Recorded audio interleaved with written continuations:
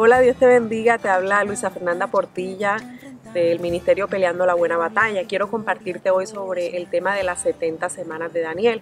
Quiero empezar leyendo en Daniel 9:24. Dice así: 70 semanas están determinadas sobre tu pueblo y sobre tu santa ciudad, para terminar la prevaricación y poner fin al pecado y expiar la iniquidad, para traer la justicia perdurable y sellar la visión y la profecía y ungir al santo de los santos. Sabe pues y entiende que desde la salida de la orden para restaurar y edificar a Jerusalén hasta el Mesías príncipe habrá 7 semanas y 62 semanas. Se volverá a edificar la plaza y el muro en tiempos angustiosos. Y después de las 62 semanas se quitará la vida al Mesías, mas no por sí. Y el pueblo de un príncipe que ha de venir destruirá la ciudad y el santuario, y su fin será con inundación, y hasta el fin de la guerra durarán las devastaciones. ¿Qué son las 70 semanas de Daniel? Recordemos que cuando Dios le da esta revelación a Daniel, Jerusalén o Judá se encontraba cautiva en Babilonia. El profeta Jeremías había dicho que la cautividad sería por 70 años. Daniel, estudiando al profeta Jeremías y contando los tiempos, se da cuenta que el tiempo estaba muy cerca y empieza a orar y a pedirle a Dios perdón por los pecados del pueblo, a pedir la restauración de Israel, a reclamar las promesas de Dios de que Israel volvería a ser Jerusalén volvería a ser edificada, que volverían a habitar en Jerusalén. Dios le da mucho más allá de lo que él le pide, le manda un ángel y le revela una profecía extraordinaria conocida como las 70 semanas de Daniel. Entonces recordemos que estas 70 semanas son solo para Israel, lo que iba a acontecer en Israel desde ese tiempo hasta el fin de los tiempos. Entonces le dice, están 70 semanas determinadas para tu pueblo. ¿Para qué? Para por fin acabar con el pecado, expiar el pecado. O sea, Dios tiene un tiempo en que va a terminar por completo con el pecado. Muchas veces nos preguntamos por qué Dios no ha terminado ya con el pecado. ¿Por qué? ¿Por qué Dios no termina con la maldad? ¿Por qué? Porque todos tenemos, de cierta forma, todos tenemos maldad en nuestro corazón, pecado. O sea, que destruir el pecado y la maldad significaría destruirnos a todos. Y por la misericordia de Dios no hemos sido destruidos, y Dios es paciente porque no quiere que nadie se pierda. Entonces, recordemos que estas 70 semanas no son 70 semanas de días, son 70 semanas de año. Entonces, si multiplicamos 70 por 9, serían 490 años. También tenemos que tener en cuenta que los años judíos no son lo mismo que los años que nosotros tenemos, como los de 365 días. Ellos tienen años de 360 días. Dios dice, en 70 semanas, o sea, 490 años, voy a terminar con el pecado, expiar el pecado, y por fin el Mesías va a ser colocado como príncipe de Israel. Le dice, primero van a haber 7 semanas y 62 semanas hasta que venga el Mesías. ¿Qué pasa en estas primeras 7 semanas? Estas primeras 7 semanas, ellos salen de la cautividad, ¿verdad? Salen de allá de Babilonia, regresan. Ahora, hubo varias órdenes para que los judíos salieran de Babilonia, pero la orden tenía que ser específicamente para reconstruir la ciudad como tal, ¿verdad? Por ejemplo, Ciro el Grande les dio permiso para volver a Jerusalén, pero no dijo en sí que volvieran a reedificarla como ciudad, ¿verdad? Él mandó a que volvieran, adoraran a Dios, reedificaran, ¿verdad?, el templo, pero solo en el reinado de Artajerjes.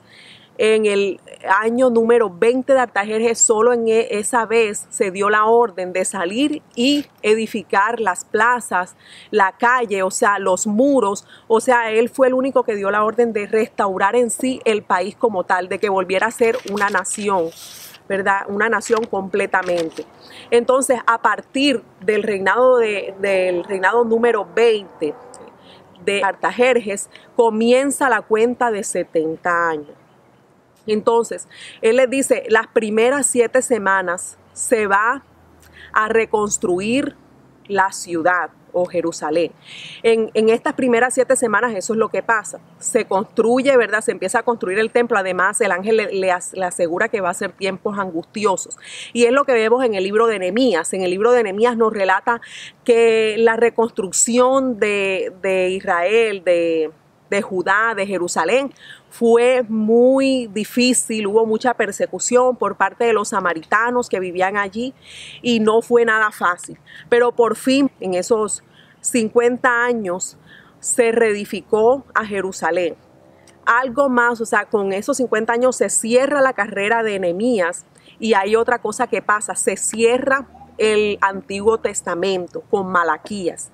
Hasta ahí se cierra el Antiguo Testamento. Entonces esas son las primeras 7 semanas. Y él le dice, cuenta 7 semanas más 62 semanas hasta que venga el Mesías. Entonces si contamos 62 más 7 son 69 semanas hasta que viniera el Mesías. ¿Qué pasa en estas 62 semanas? Ya vimos lo que pasó las primeras 7 semanas. En estas próximas 62 semanas lo que sucede es un silencio de 400 años. Desde Malaquías Dios no volvió a hablar ni por profecía, no hubo más profetas que hablaran a Israel, hubo un silencio total. En ese tiempo se dio la historia de los macabeos también, cuando Antíoco Epífanes vino a destruir a Jerusalén y además a traer inmundicia sobre el altar en el templo. Esa es una historia muy buena que podemos estudiar sobre los macabeos. Después de lo que sucede con ellos, se rompe el silencio de Dios con la entrada de Juan el Bautista. ¿Qué hace Juan el Bautista? Entra en la escena otra vez a anunciar la venida del Mesías. Y es impresionante porque, o sea, 62 semanas más 7 semanas son 483 años. Si usted lee, se va a dar cuenta que dice que el Mesías vendría después de la orden de restaurar a Jerusalén. Después de 7 semanas más 62 aparecería el Mesías. Esto nos da como resultado 483 años.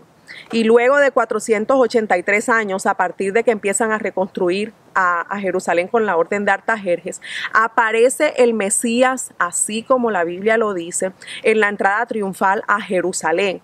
¿Cómo se presenta él? Como, o sea, en ese momento en que él entra en el burrito y todos tiran las palmas, él está diciendo, yo me estoy declarando el Mesías prometido, yo soy el rey que había de venir.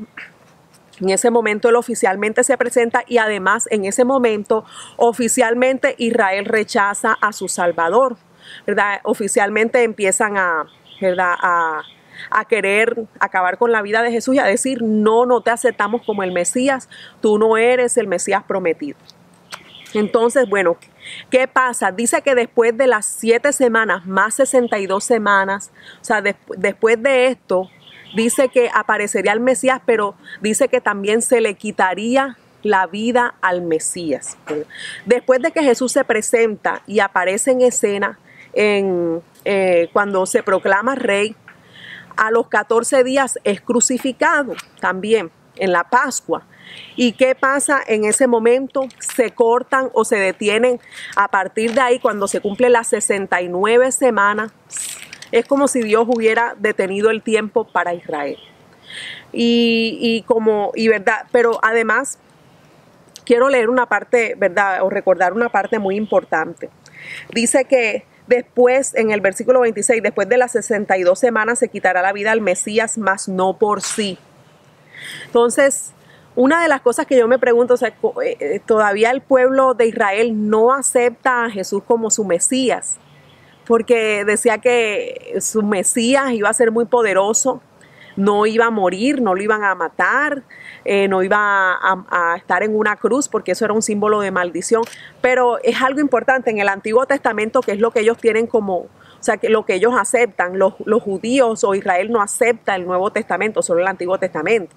Pero en Daniel 9:26 dice que se quitaría la vida al Mesías. O sea, definitivamente hay que estar, ¿verdad?, vendados o ciegos para no poder reconocerlo, y oramos por ellos y sabemos que los amamos a Israel con todo nuestro corazón, porque sabemos que de ellos vienen la ley, los profetas y todo, nuestro Mesías también, un judío. Entonces, ¿qué pasa? Bueno, aquí dice que se quitaría la vida al Mesías. Tal cual pasa, se quita la vida al Mesías, ¿verdad? Y dice que más no por sí. Y esto en el hebreo tiene un significado muy, muy importante. Muchas personas piensan que no era que él mismo se iba a quitar la vida cuando dice no, más no por sí. Pero cuando dice que más no por sí, quiere decir que el Mesías iba a morir sin nada, despojado de todo, sin gloria, sin honor, sin amigos, sin pueblo, sin riqueza, sin reputación, desnudo, tal cual como Jesús murió en aquella cruz. Como dice la palabra del Señor, Él murió, se hizo pobre para que nosotros fuéramos ricos, ¿verdad? Para limpiarnos de nuestra maldad. Entonces, siendo Él el puente de reconciliación y pagando nuestro pecado. Y por eso en Isaías 53:3 dice así: despreciado y desechado entre los hombres, varón de dolores, experimentado en quebranto, y como que escondimos de él el rostro, fue menospreciado y no lo estimamos. Ciertamente llevó él nuestras enfermedades y sufrió nuestros dolores, y nosotros le tuvimos por azotado, por herido de Dios y abatido.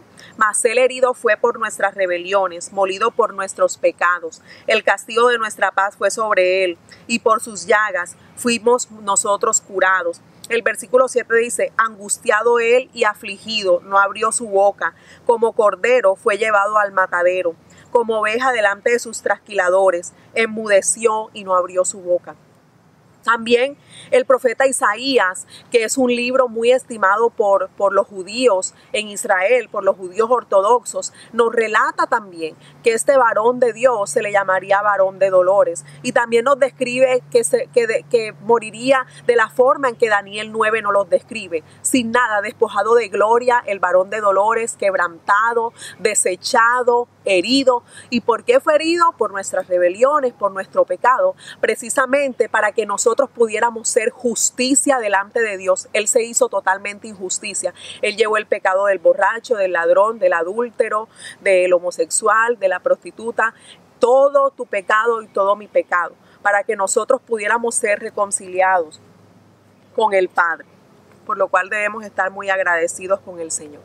Bueno, regresemos al rechazo de Israel. Una vez que Israel rechaza oficialmente a su Mesías en la entrada triunfal a Jerusalén, el reloj profético para Israel se detiene en ese momento. ¿Qué pasa con Israel? Automáticamente Dios los saca del juego, los pone a un lado. Recuerden, Dios no ha desechado a Israel. Dios dice que va a seguir trabajando con ellos, pero en ese momento Dios los pone a un lado y le dice: me van a esperar aquí sentaditos y ahora yo voy a abrir las puertas para el pueblo gentil. ¿Quiénes son los gentiles? Tú y yo, que no somos israelitas, descendientes directos físicamente de Abraham, somos gentiles. Y Dios dice: ahora me voy a tratar con los gentiles, ustedes los voy a dejar allí quietecitos por un momento hasta que yo termine otro plan que tengo. Ahí es donde empieza en juego o a entrar al juego la iglesia del Señor. ¿Cuándo comienza la iglesia del Señor? En el día de Pentecostés, cuando estaban todos reunidos y descendió desde el cielo el Espíritu Santo sobre todos ellos y hablaban nuevas lenguas. Y cuando Jesús les da la orden a ellos de ir y predicar por todo el mundo las buenas nuevas del Señor. Este trabajo que iba a ser llevado a cabo por Israel no es llevado a cabo por Israel, sino por nosotros, el Israel espiritual, la iglesia del Señor. Tú y yo tenemos el trabajo de predicar y ganar almas para el Señor. Y más que un trabajo, es un privilegio que el Señor nos ha dado para su reino. Recordemos también una parábola, no sé si muchos han leído en Lucas 14, del 15 al 24, cuando se habla de una gran fiesta que preparó un señor, un amo muy poderoso, invitó a todo, a un pueblo, algunos a la fiesta, pero ellos todos pusieron excusa y no quisieron ir. Entonces el gran rey les dice: vayan y traigan a los ciegos, a los cojos, a los paralíticos, llenen mi casa. Y cuando todavía van y le dicen los siervos: mira, todavía hay mucho espacio, le dice: ve y fuérzalos a entrar. Yo quiero mi casa llena de los cojos, de los que están enfermos, de los que necesitan ayuda. Yo quiero, ¿verdad?, hacer un banquete para ellos. Después de que Cristo murió en el año 70, o sea, unos 40 años después de la muerte de Jesucristo, vienen los romanos y destruyen a Jerusalén. Ellos ofrecían, ¿verdad?, los sacrificios diarios del templo. Después de la muerte de Cristo, a los 40 años, se acaba todo. No hay más sacrificio, es más, no hay más Israel. Israel dejó de existir. No es coincidencia de que después del sacrificio de Cristo ni siquiera se necesite más templo, no se necesite más sacrificio, como Dios diciéndonos, todo está hecho, todo está completo. Ahora, como le había dicho Jesús y le había prometido a la samaritana, no va a haber un lugar específico en el que me van a adorar. Dios está buscando adoradores que le busquen en espíritu y en verdad. O sea, no es el lugar, somos nosotros, nuestro corazón y nuestra vida la que Dios está buscando ahora mismo. Dios no ha terminado con Israel. Vamos a leer lo que dice en Romanos 11:26. Y luego todo Israel será salvo, como está escrito, vendrá de Sión el libertador, que apartará de Jacob la impiedad, y este será mi pacto con ellos, cuando yo quite sus pecados. Así que en cuanto al evangelio, son enemigos por causa de vosotros, pero en cuanto a la elección, son amados por causa de los padres, porque irrevocables son los dones y el llamado de Dios. Dios nos dice que ha puesto a Israel allí, ahora mismo, afuera, en la banca, no ha tratado más con ellos. Claro, le damos gracias a Dios que muchos judíos en estos últimos tiempos están reconociendo al Mesías como su Mesías, y muchos saben que es su Mesías y lo adoran y lo siguen. Israel es destruido en el año 70, ¿y qué pasa? Los judíos, muchos son llevados esclavos a Roma. Muchos ayudaron a construir el circo romano, otras cosas en Roma, otros escaparon. Los judíos fueron dispersos por todas partes del mundo. Unos fueron a Europa, unos fueron a América, unos fueron a África, y todos se esparcieron por todas partes del mundo. Israel dejó de ser nación por casi 2000 años. Dios dice que iba a volver a tratar con Israel.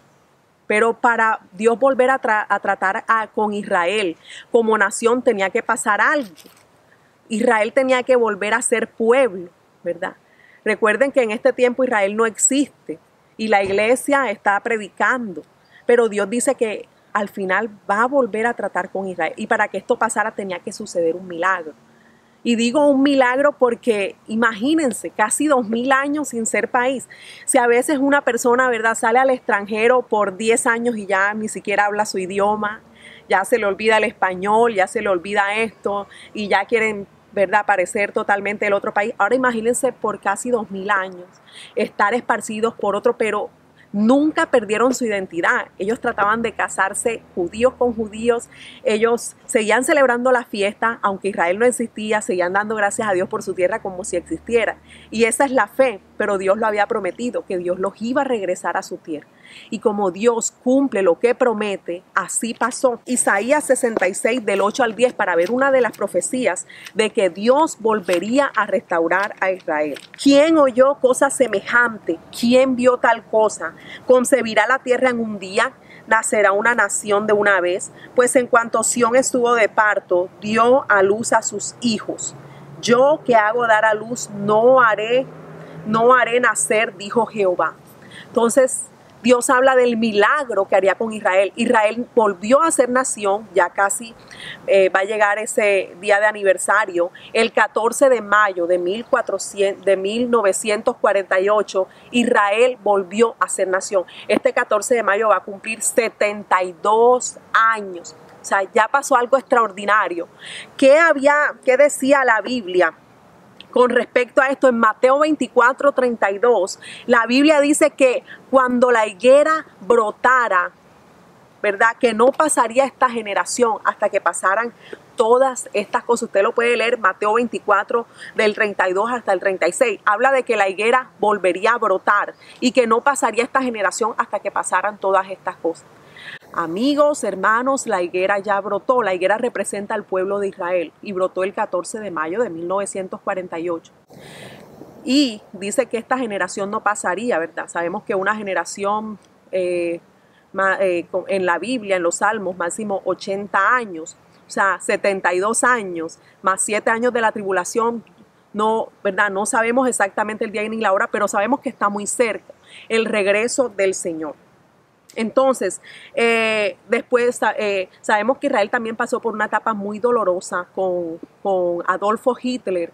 Antes de que volviera a ser nación, Adolfo Hitler mató aproximadamente 6 millones de judíos. Que muchas veces cuando el enemigo sabe que viene una gran bendición, por todos los medios trata de que no suceda, pero no importa. Dios cumple sus propósitos por encima de lo que pase, pase lo que pase. Entonces, ya Israel volvió a ser un país, volvió a ser una nación. Miren, vamos a mirar una profecía impresionante. Oseas 6:1, vamos a leer. Venid y volvamos a Jehová, porque Él arrebató y nos curará, hirió y nos vendará. Nos dará vida después de 2 días. En el tercer día nos resucitará y viviremos delante de Él. Dice que en 2 días le daría vida, pero que al tercer día lo resucitaría. Los 2 días significan los 2000 años que, ¿verdad? Aproximadamente 2000 años los volvió a traer a ser país. Pero al tercer día lo resucitará. Quiere decir que espiritualmente otra va a volver la mirada y el corazón de Israel a su Mesías para que vengan en arrepentimiento y puedan ser también perdonados, como todos nosotros, ¿verdad? Porque todos estamos bajo pecado y todos necesitamos al Mesías y la sangre de Jesucristo para ser limpio de nuestro pecado.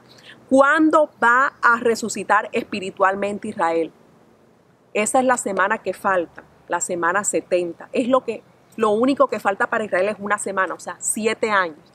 Y esta resurrección espiritual Dios se las va a dar en las 70 semanas que ya está a punto de comenzar. ¿Cómo va a ser, verdad? Va a ser un trato bien fuerte, bien duro, bien doloroso. Ni Adolfo Hitler será como algo muy pequeñito en comparación a lo que va a ser el dolor y el sufrimiento del pueblo de Dios en este año de tribulación. Desafortunadamente, muchas veces Dios tiene que, como he dicho, Dios tiene que tratarnos duramente por amor a nosotros, cuando no queremos escuchar a Dios, su dulce voz, su voz de amor, sus cuerdas de amor. Dios tiene que venir a veces de una manera con azotes, porque Dios al hijo que ama lo disciplina, lo corrige, y Dios va a azotar a Israel. Pero Israel, ¿verdad?, va a resucitar espiritualmente. ¿Qué falta para que la semana 70 se cumpla?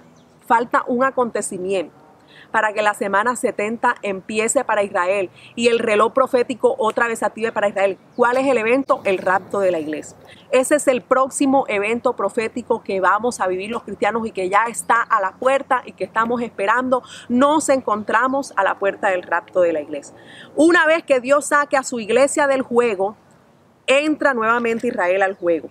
Y entran ellos, ¿verdad?, a lo que llamamos la gran tribulación. ¿Qué va a pasar en la gran tribulación? Dice la palabra del Señor que son 7 años donde se levantará un hombre muy inteligente, muy sabio, muy capacitado, con mucha sabiduría, que hará caer fuego del cielo, tendrá señales maravillosas, llamado el anticristo. Y este es el Mesías que Israel actualmente está esperando. Ese hombre poderoso. No les gustó Jesús porque Jesús vino muy humilde en un burrito, el hijo del carpintero. Esto, ¿verdad? Este hombre va a ser muy poderoso y nos encontramos tanto en los últimos tiempos que estamos viendo que todo se quiere unificar, todo hoy es globalización, todo hoy es el internet, todo hoy es, nos estamos acercando ya al nuevo orden mundial. Mucho cuidado con lo que está pasando porque todos son, ¿verdad?, manifestaciones de que ya viene un nuevo orden mundial.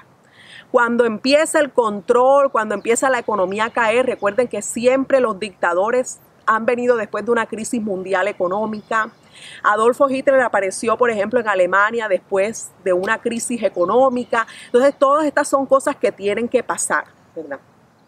Todos, ¿verdad?, sabemos que en Apocalipsis 13 dice la Biblia que va a haber una marca en la mano y en la frente. Una marca que nadie podrá vender ni comprar. La marca del microchip, que ya la estamos viendo, no ha empezado por la misericordia de Dios, porque ya hace rato eso existe, ya hace rato se ponen los perros, se ponen algunas personas importantes para que por si las secuestran o algo. Entonces esto es algo que ya es un hecho. Pero, ¿verdad? El propósito de Dios, amigo, hermano, es que nadie se quede, porque esta semana de los 7 años, el juicio y toda la ira que Dios ha dejado pasar y que ha aguantado va a venir con todo y sin misericordia sobre el mundo. O sea que lo que estamos pasando no es nada comparado con lo que va a venir, porque va a ser un dolor que la Biblia dice que muchos buscarán la muerte y la muerte va a huir. Entonces van a hacer cosas desde la naturaleza, desde terremotos, desde hambre, desde guerra. Y esto es para que nos despertemos, para que nos demos cuenta que si esto es así de terrible, ¿cómo será la gran tribulación si todavía no ha venido el rapto? Esto no es la ira de Dios todavía. Esto es principio de dolor. Entonces es un llamado para que nos preparemos. Si hay que abandonar un pecado, si hay que abandonar algo que Dios no le agrada, hay que entregar el corazón al Señor, porque Dios no quiere que pases esos 7 años aquí. Van a ser horribles, van a ser algo inimaginable. Entonces, los judíos que han rechazado a su Mesías van a poner: este es nuestro Mesías. El Mesías va a hacer un pacto con ellos, va a ser ese hombre que por fin va a traer la paz entre los palestinos y los israelitas. O sea, eso nadie lo ha podido hacer, Él lo va a lograr. Y Él va a hacer un pacto de seguridad donde le va a prometer a Israel seguridad. Israel hasta hoy no ha tenido paz. Ellos tienen que tener militarizado cada esquina y pasan en conflictos, pero en ese tiempo va a haber paz. Pero a los 3 años y medio Él va a romper el pacto porque es un mentiroso, porque Satanás es un mentiroso. Y va a venir Él mismo a atacar a Israel. Cuando los judíos vean esto y que este hombre en el que pusieron su confianza los ha defraudado, se van a recordar del carpintero aquel que crucificaron, que mataron. Y miren lo que dice esta profecía en Zacarías 12:10. Y derramaré sobre la casa de David y sobre los moradores de Jerusalén espíritu de gracia y de oración. Y mirarán a mí, a quien traspasaron, y llorarán como se llora por un hijo unigénito, afligiéndose por él como quien se aflige por el primogénito. Dice que entonces llorarán por su Mesías, llorarán porque lo traspasaron, llorarán porque lo entregaron, llorarán porque lo crucificaron, y se darán cuenta que ese Mesías a quien ellos despreciaron era Dios hecho hombre, era su Mesías prometido. No sé, pero tal vez para muchos cuando reconozcan esto será demasiado tarde. Espero que no sea así, ¿verdad? Y el Mesías vendrá, es precisamente lo que pasó con José. José, sus hermanos lo rechazaron y todo, y fue él mismo que los libró de la hambruna allá en Egipto. Fue ese gran gobernador. Entonces, para terminar, voy a leer en Lucas 21. Lucas 21:25. Entonces habrá señales en el sol, en la luna y en las estrellas, y en la tierra angustias de las gentes, y confundidas a causa del bramido del mar y de las olas, desfalleciendo los hombres por el temor y la expectación de las cosas que sobrevendrán en la tierra. Porque las potencias de los cielos serán conmovidas. Entonces verán al Hijo del Hombre que vendrá en una nube con poder y gran gloria. Cuando estas cosas comiencen a suceder, erguíos y levantad vuestra cabeza, porque vuestra redención está cerca.